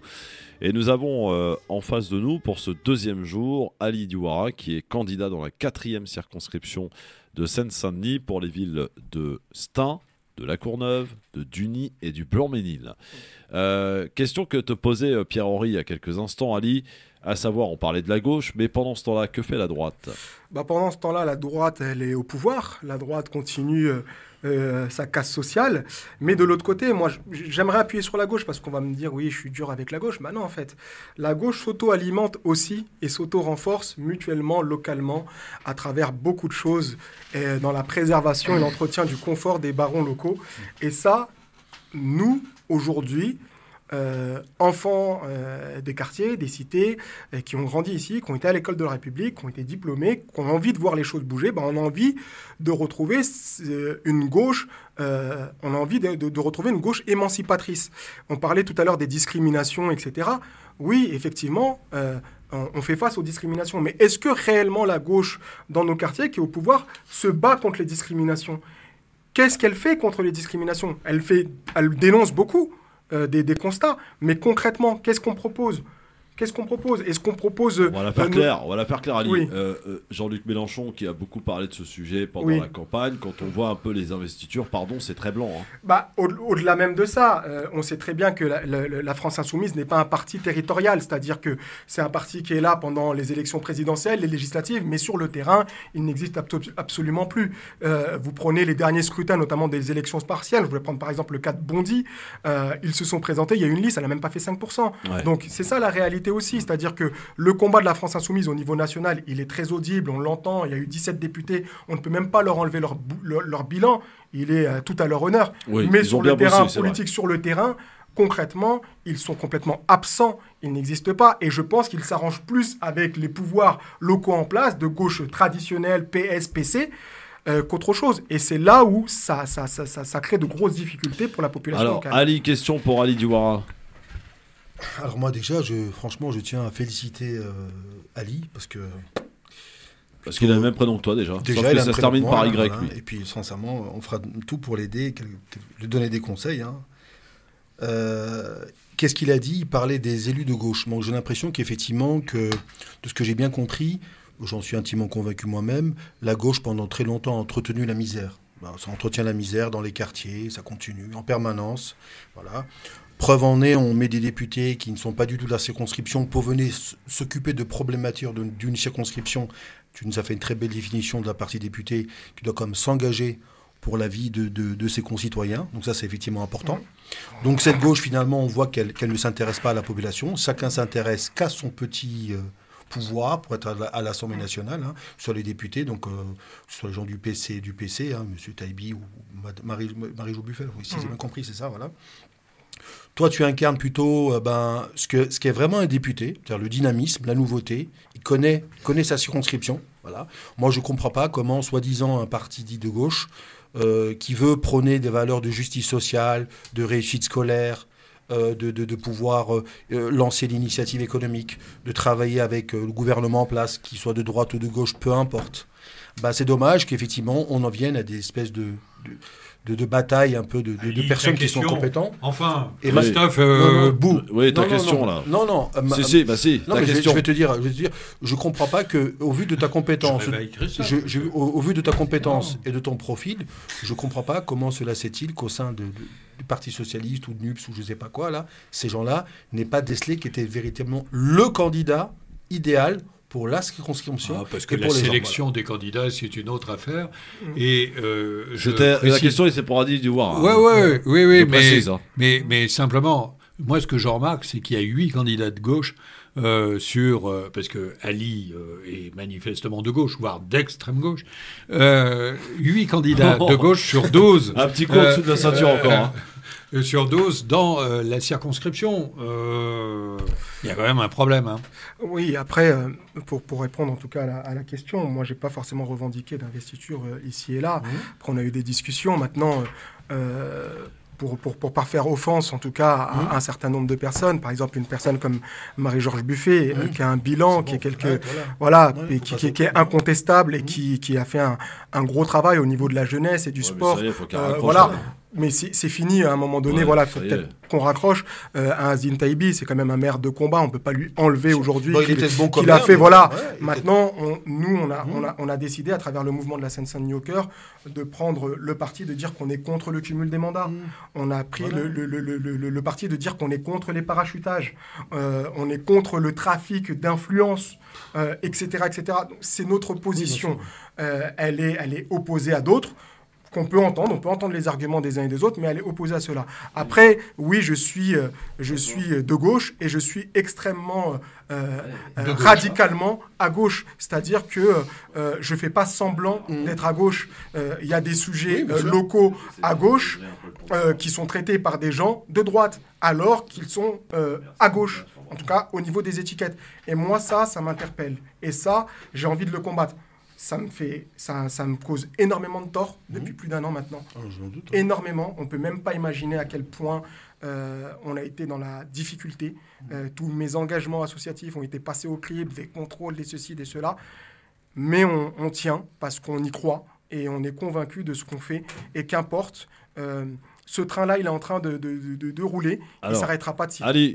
Parce que je tiens à respecter quand même l'égalité de temps de parole. Les candidats, c'est 20 minutes maxi. Bien sûr. On arrive au bout.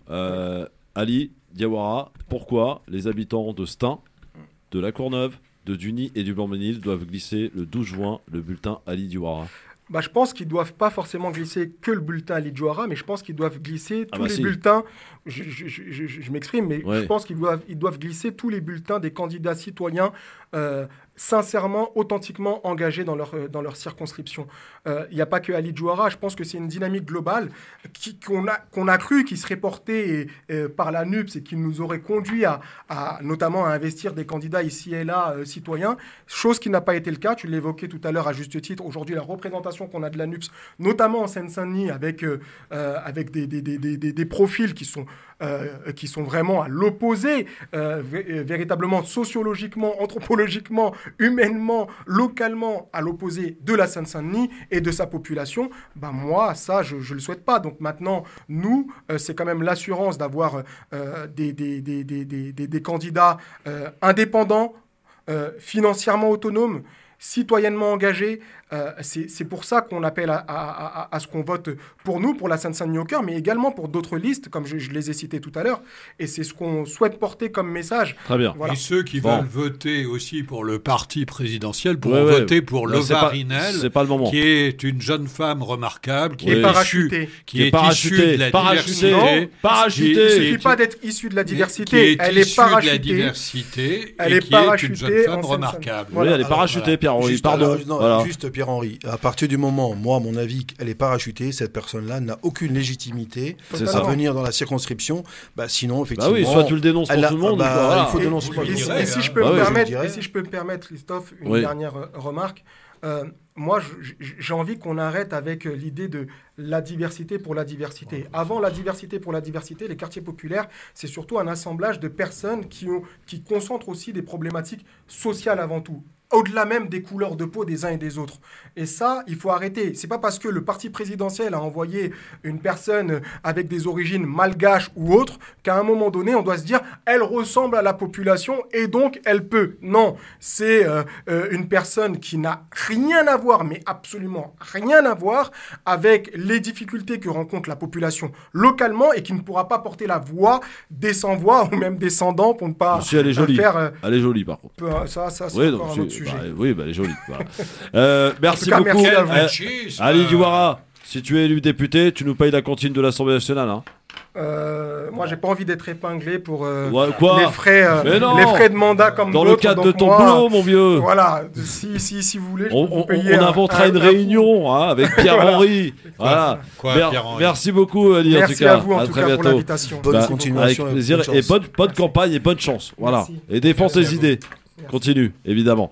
Allez, messieurs, place au zapping. Ah, il n'a pas écouté mon nouveau jingle, Pierre-Henri. Le voici. Je crois que vous avez certaines choses à me dire. Vous alliez le faire gagner parce que c'est notre projet. Et c'est insupportable, enfin, votre attitude.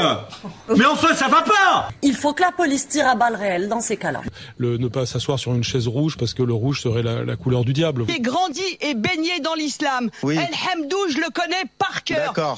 Ça va. C'est insupportable, votre attitude sur les plateaux de télévision. Je vous demande de vous arrêter.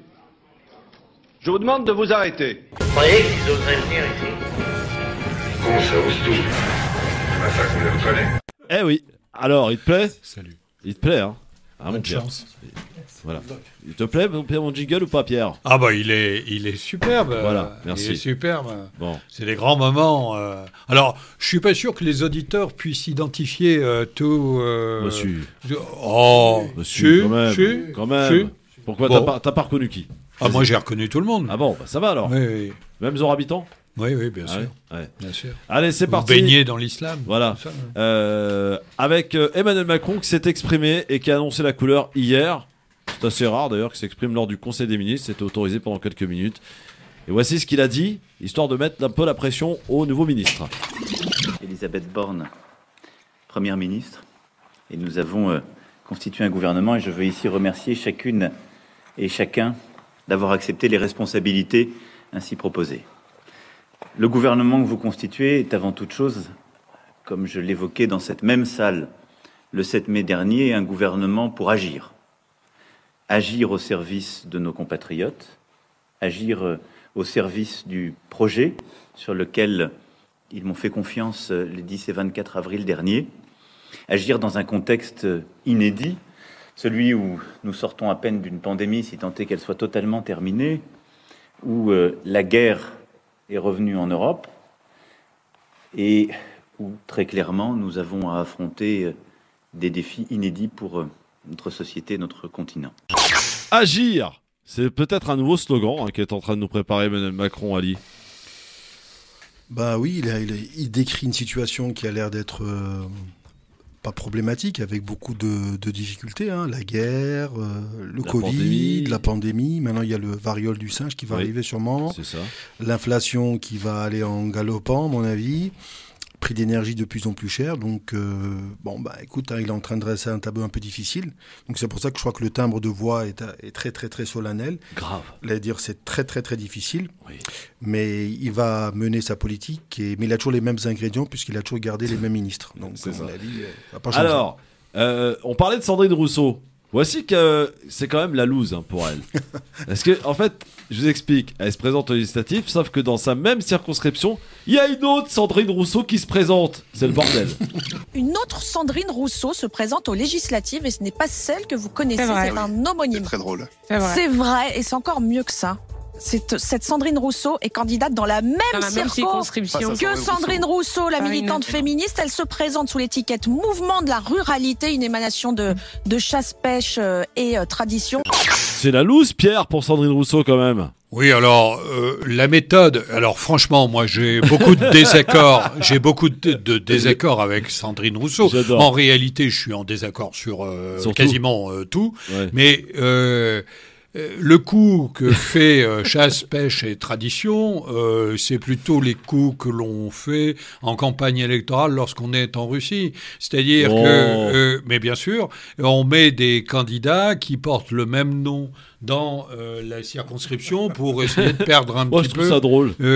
Ouais, moi je trouve pas ça drôle parce que là, on sort de la démocratie. T'avais plus d'humour lorsqu'on parlait du PSG, par contre. Pardon ? T'avais plus d'humour lorsqu'on parlait du PSG.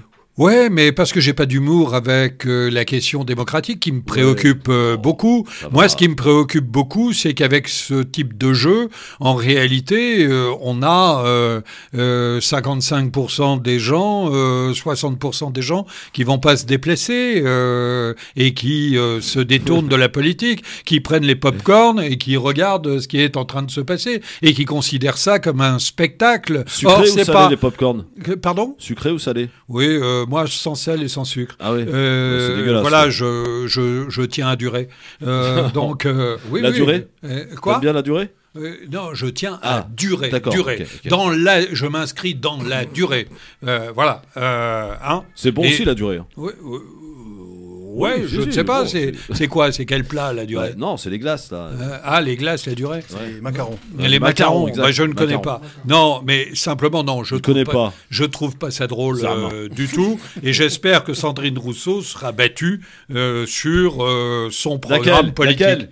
Mais les deux. D'accord, très bien. Les deux. Allez, dans un instant. Voilà. Et on passera. Et je vous invite vraiment à aller regarder le conte parodique de Sandrine Rousseau, Sardine Rousseau. Dans un instant, le quiz. Et avant le quiz, Elisabeth Borne, à peine un premier déplacement, déjà chahuté. À tout de suite.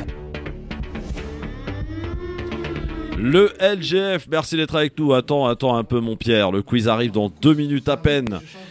Pour l'heure, Elisabeth Borne qui était dans le Calvados où elle se présente comme aux législatives comme candidate et elle a la pression puisque Emmanuel Macron a rappelé attention, ceux qui perdent dehors, démission. Sauf qu'elle a proposé, vous savez, des tracts et il y en a un qui a refusé le tract d'Elisabeth Borne. Pourquoi ? Écoutez. Je vais vous décevoir, mais moi je me salis pas les mains. C'est vrai ? À ce point ? Non, ah oui madame, parce que moi j'aime bien les gens qui me respectent. Moi, me faire traiter de feignant quand j'ai commencé à travailler à 14 ans. Qu'est-ce que vous êtes traité de feignant ? Le président, c'est lui qui me préside, m'a traité de feignant. D'incapable et de gaulois, c'est moi, je peux parler. Et vous voyez, j'ai pas trop apprécié. Moi, je travaille 16 heures par jour, en tant qu'apprenti à 14 ans. D'accord ? Je pense qu'il y a un malentendu. Et il faut respecter les référendums. Et puis moi, je ne vote pas à droite. Parce que vous ne me représentez pas. Alors, je pense pas qu'on soit à droite, vous voyez, c'est pas tout à fait mon idée. Voilà, Elisabeth Borne un peu embêtée par ce qui se passait autour de ce monsieur qui l'interpellait, ne voulant pas se salir les mains, a-t-il dit, avec ce tract donc d'Elisabeth Borne. Voilà. Quelque chose à rajouter ? Ça fait partie de la vie démocratique. Oui, c'est la vie démocratique. Très bien, ok. Bon, c'est alors, normal. Le quiz. Ben voilà, le quiz, c'est parti, on y va. Le quiz, c'est maintenant. Le quiz. Et il oppose résultat déjà, toi. Pierre-Henri à Ali. à Mam. La belle histoire. J'ai changé de place. Hein. Et pourquoi il a changé de place? T'es là. Ouais, parce que j'ai pas de micro. Voilà, c'est Pierre, ça. Ah, pardon. Ouais, oui. Ah, pardon. C'est qu'à partout, lui. Hein. Ouais. Arrestation, messieurs, à Lyon, en 1989, de quel ancien chef de la milice Jean-Marc Rouillant. Non. Non, c'est pas Barbie, non Non. 89, attends. Si vous me laissez terminer la question, bah oui, très bien. pardon, excuse-moi. Chef de la milice de Lyon à l'époque. Comment s'appelait-il? Paul Touvier. Est une bonne réponse. La belle histoire, bravo. Deuxième question. Officiellement, les États-Unis comptent réduire de moitié leur aide à quel pays du Maghreb? L'Égypte. Non. Maroc. Non. L'Algérie. Non. L'Égypte. La Tunisie. Qui a dit Tunisie? Moi. Pourquoi tu Non, c'est pas toi. C'est Si, Ali. c'est moi. C'est qui? C'est moi. Moi. Oui, calme-toi. C'est moi. Calme-toi. Oui, effectivement. Je me voyais déjà. Bah, parce que les États-Unis considèrent que Kais Saïd mène une politique d'autocrate. Voilà. Et puis, au passage, ils ont raison. Oui, bah, ça, on ne sait pas s'ils ont raison. Donc, bah si, c'est une vraie politique d'autocrate quand tu commences à mettre les avocats qui se prennent les États-Unis pour dire voilà. Bah, vu le montant des aides allouées, je pense que tu sais, ils peuvent le dire parce que là on est en millions, alors qu'on vient de donner 40 milliards à l'Ukraine, donc ça va. Ouais.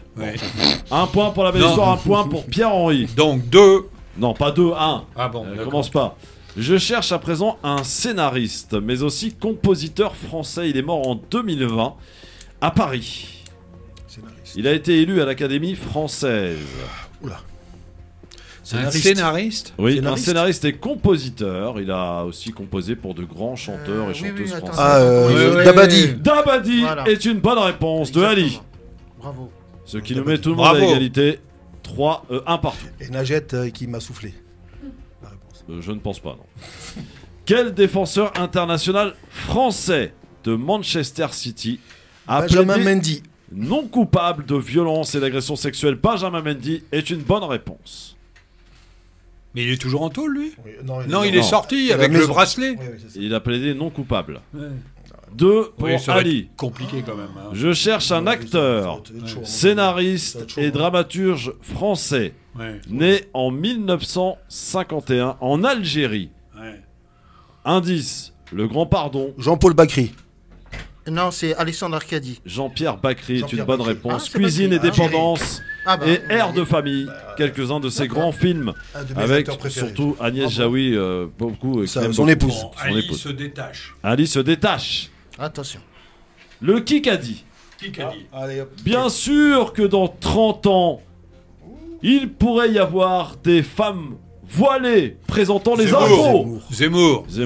Et une bonne réponse. Bah, ça, c'était une remarque à laquelle on ne s'attendait pas de la part de Zemmour. Hein. C'est vrai. Il revient encore avec sur l'islam. C'est incroyable. Comme d'habitude. Comme d'habitude. Bah, c'est son obsession. Donc, dernière question. 3. Quoi, 3-3? Bah, 3-3. 3-3. 3-2-1. Merci. 3-2-1. Oui. Dernière question. Pour Najet. Mam. Je cherche On a perdu. un footballeur. Ch'to 7e et dernière question. Je cherche un footballeur international et acteur français né à Marseille. Eric Cantona. Eric Cantona est et une voilà bonne réponse. Égalisation 1966. Il est fou ce mec. Alors, dernière question pour vous départager et vous jouez entre Ali et Pierre-Henri. Oh là. L'ancien ministre Jean-Michel Blanquer se présente dans quel département? L'Eure-et-Loire. Non. Ouais, la Montargis. Oui, le Loiret. Le Loiret. Ouais, mais il l'a dit. Non, mais moi j'ai demandé. Attends. Il a demandé. J'ai demandé le département et pas la ville. Pardon. La VAR. Non, il n'y a pas de VAR. Ah, la pas de VAR. Tu as gagné. Pierre-Henri, tu as gagné. J'ai gagné. À la Marseillaise. À la dernière minute.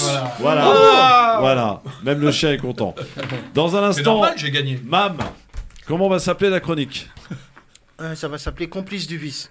Oh, ça c'est joli. Complice du vice. Est-ce qu'il y a du Pierre-Henri dans le truc? Oui, il y en a beaucoup. Ah, c'est très bien. C'est pas fait pour nous déplaire. Restez avec nous sur France Maghreb 2. La belle histoire. Mam, vous avez raté l'émission. J'ai envie de dire, vous pouvez la réécouter d'abord en replay sur YouTube, bien sûr. Et vous pouvez la suivre aussi sur les réseaux sociaux grâce à la formidable compétence de Nadège. Sur Twitter, le grand forum FM2, reprendre des conneries de Pierre-Henri. Sur Instagram, reprendre des conneries d'Ali. Sur Facebook, Christophe le grand forum pour reprendre des conneries de tout le monde. Et la belle histoire arrive dans un instant, à tout de suite. Le LGF, le grand forum, avec le retour après 3 semaines d'absence de Pierre-Henri de France Fraternité quand même. Ça nous fait plaisir quand même de te revoir, mon Pierre. Je dois le dire. Moi, ça me fait plaisir d'être sur l'antenne. Je pensais que tu allais être, ça y est, occupé du côté d'un ministère. Ouais, bah non. Peut-être le 12e gouvernement après les législatives, qui sait. C'est ça. Ouais. Je vous donne, si Emmanuel Macron, si vous voulez le numéro de téléphone de Pierre-Henri, je vous le donne. Hein. Voilà. Il est ouvert, il répond 24 heures sur 24. Ministre de Solidarité, à mon avis, ça va, hein, pourquoi pas, why not, non Pierre je ne fais aucun commentaire. Non mais si, mais fais un commentaire, mais parle un peu, je sais pas, assume mon vieux. Hein bon, ouais. Allez, vous avez raté l'émission, ce sont des choses qui arrivent, j'ai envie de dire. Mais il y a la séance rattrapage avec Mam, la belle histoire, et sa chronique qui s'appelle... Complice du vice. Complice du vice, je ne serai pas complice, en tout cas en ce qui me concerne, mais je t'écoute. Merci Christophe. Complice du vice. Je débute ma chronique ce soir pour dénoncer les vices et les complices du vice, à commencer par un membre du gouvernement, Agile. Apparemment des membres qui l'animent inférieurs en moralité mais supérieurs en emprise. 2 plaintes antérieures et une plainte récente président au récent souci de Damien Abad, ministre des Solidarités qui s'effrite de l'autonomie en honneur défendue, rendant handicapé son début de parcours ministériel. Au-delà de l'affaire, la justice ne se rend plus dans les prétoires mais dans les studios de télévision. Et le gouvernement a bon dos de ne regarder que le patrimoine, mais il est tout aussi important de regarder le casier. Attention au jugement hâtif, de juger en pleine connaissance de cause. Soit on lui fait la bise, soit on est complice du vice. Quand première ministre Babette Labornée apprend par la presse une affaire concernant un ministre de son propre gouvernement, ça la fout très mal. À quoi cela a-t-il servi pour le président et sa première ministre de concevoir une tchoutchouka abracadabrantesque pour finir avec des délinquants du slip présumé? Papendiaï était d'ailleurs au Conseil des ministres, le pauvre était entre Darmanin et Abad. Il a eu peur. Ah oui. Prise de guerre annoncée, Damien Abad ayant violé ses convictions politiques. Cette prise de guerre est le fruit du péché quand Macron, Borne ont croqué la pomme. Oh. Rabbi Jacob s'est débarrassé de l'embarrassant Abad à bon compte, car c'est connu, les bons comptes font les bons ennemis. Que la justice fasse son travail de manière impartiale, tant pour Damien Abad que pour Taha Abou Hafs. Quant à Sandrine Rousseau, juge d'instruction à charge ou à décharge électrique écologique, manque de substance politique et d'existence médiatique, s'arrogeant le monopole du féminisme fervent. Circulez, madame, il n'y a rien à manger. Si vous insistez, Pierre-Henri se fera un plaisir de vous inviter à dîner au restaurant, contrairement à Ali. Et ne vous inquiétez pas, madame Rousseau, l'économe au cœur de pierre vous fera payer l'addition. En toute mauvaise foi, lol. Le détournement du regard sur le fond comme sur la forme. Sans transition au football, Kylian Mbappé invente le patrimoine franco-footballistico-qatari. Le patriotisme, pardon. Le jeune Bondinois a prolongé jusqu'en 2025 l'histoire avec le Paris Saint-Germain avec une somme stratosphérique présumée de 300 millions d'euros, bien en deçà en réalité, mais les sommes sont folles tout de même. Le Real de Madrid a été renvoyé à la réalité de Madrid. Le monde du football, c'est aussi les complices du vice, de l'argent roi, où les politiques et businessmen s'assemblent au nom des intérêts et des commissions, et même plus de grosses commissions. Kylian Mbappé, au fond, invente une nouvelle façon de jouer au football, une nouvelle forme de joueur, celui du XXIe siècle. Businessman, celui qui impose ses choix sur le projet sportif du Paris Saint-Germain, comme Messi l'avait fait alors au Barça en pleine crise. Mbappé veut faire de son club non plus le Paris perdu ou le petit Saint-Germain, mais un Paris sportif sain et sauf en cousin germain qatari.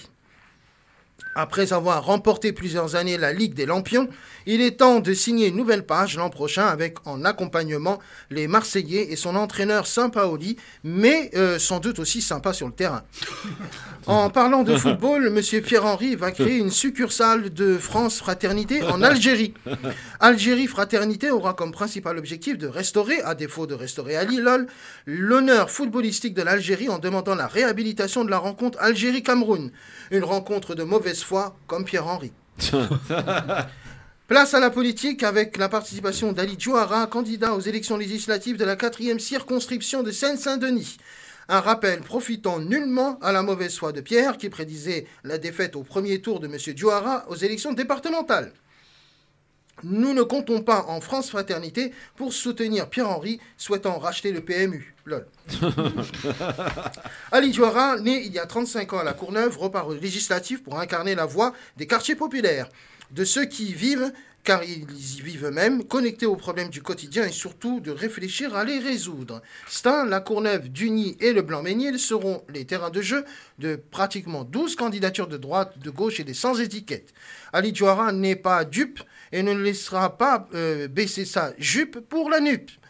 Ali et Pierre, complices du verbe, n'en finissent pas de points posés de questions brèves, mais la réponse est claire.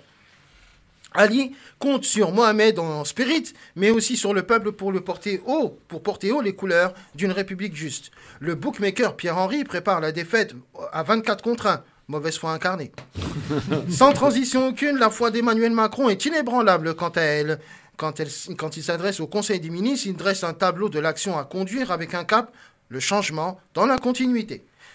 2 Sandrine Rousseau pour le prix d'un, comme si la première ne suffisait pas. C'est comme si on y avait 2 Pierre-Henry dans cette planète. Insupportable, intolérable. Pierre-Henry, c'est chasse, nature, tradition et mauvaise foi, MDR. Babette Borne est partie boire du Calvados et elle fut corsée quand un citoyen a refusé de lui tendre un tract. Enfin, c'est elle qui devait tendre un tract, mais malheureusement, ça a été refusé. Ouais. Bien fait pour elle et bien fait républicain. Quiz gagné par Pierre-Henry en pleine bonne foi, pour une fois. Ma foi, bien sûr, je ne risque pas la cirrhose ni la sinistrose, mais je ne suis complice de rien, si ce n'est de vous, chers auditeurs et auditrices, que la vertu radiophonique m'invite à vous donner rendez-vous demain en complice du rire. Merci beaucoup, la belle histoire. Bravo. Merci beaucoup. Tiens, demain, est-ce que vous savez qu'il y a des Jeux méditerranéens qui vont se dérouler à Oran ? Oui. Ouais. Je recevrai le directeur de la communication des Jeux méditerranéens. Ouais. Voilà, on blague plus ici.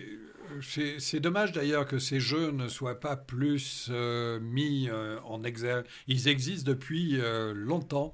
Et ils tournent dans les pays méditerranéens, évidemment, mais ils n'ont pas tout à fait le budget qu'ils mériteraient. Ouais, bah écoute, on lui posera la question. Mais c'est bien de les recevoir. Ouais, bah, voilà, donc demain. Et un autre candidat NUPS demain. Tu pourras sortir la jupe, mon cher ami. Tout en ne restant pas dupe. Évidemment. Ouais, voilà. Rendez-vous demain avec Philippe Bourriaki et Nasser Lagili qui seront autour de cette table demain avec la belle histoire et avec la ravissante Nadège. Bonne soirée à tous. Merci Pierre-Henry, merci Ali, merci la belle histoire. Salut à tous, ciao.